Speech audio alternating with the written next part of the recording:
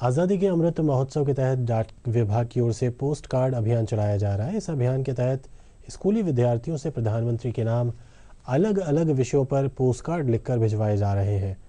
डाक विभाग के नगर मंडल प्रवर अधीक्षक प्रियंका गुप्ता ने बताया कि कक्षा 4 से 12 तक के विद्यार्थी इस अभियान से जुड़ सकते हैं।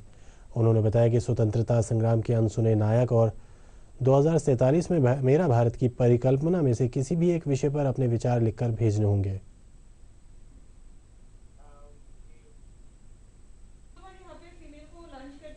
मैं पत्र लेखन प्रतियोगिता में आपसे प्रधानमंत्री जी से कुछ कहना चाहती हूँ। 2047 के भारत में प्रत्येक व्यक्ति शिक्षित होना चाहिए। हम न केवल टेक्नोलॉजी में बल्कि सैन्य शक्तियों में भी हमारा देश विकसित बनना चाहिए। हम फिर वापस विश्व गुरु कहलाने चाहिए और हमें है ना धरती पर ही नहीं बल्कि अंतरिक्ष योजनाओं में भी हमें प्रथम रहना है और हमें हमारी है ना कानूनी व्यवस्था को भी थोड़ा सही करना चाहिए।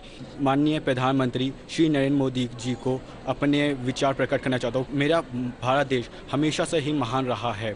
मैं अपने भारत देश को 2047 में यानी उस वक्त हमारे देश को आज़ाद हुए 100 साल हो जाएंगे, तो उस वक्त मैं अपने देश को दुनिया की सबसे बड़ी महाशक्ति के रूप में देखना चाहता हूं। और आज के इस आज़ादी के अमृत महोत्सव में पत्र लेखन पोस्ट कार्ड प्रतियोगिता में प्रधानमंत्री जी से अपने कुछ विचार प्रस्तुत करना चाहूँगी। और जो हमारा विषय है आज़ादी के बाद 2047 का भारत, इस पर हमारे विचार है कि आज़ादी के 100 साल बाद में हमारा भारत सबसे शक्तिशाली होना चाहिए और हमारे जो विज्ञान है वो अति उन्नत होना चाहिए।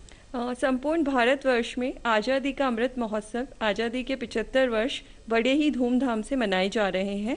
इसी कड़ी में डाक विभाग और शिक्षा विभाग ने मिलकर प्रधानमंत्री को पोस्ट कार्ड लिखने का कैंपेन स्टार्ट किया है। इस कैंपेन में 1 दिसंबर से लेकर 20 दिसंबर तक सभी स्कूल्स में 4th क्लास से लेकर 12th क्लास तक के बच्चे प्रधानमंत्री को पोस्ट कार्ड लिख सकेंगे। बच्चे 2 विषयों पर पोस्ट कार्ड लिख सकते हैं। एक तो भारत की आज़ादी में जो भी गुमनाम नायक जो कि इतिहास के पन्नों में दफन हो गए हैं उन पर लिख सकते हैं। दूसरा बच्चे इस बात पर लिख सकते हैं कि जब हमारे आज़ादी के 100 वर्ष पूर्ण हो जाएंगे 2047 का भारत कैसा होगा।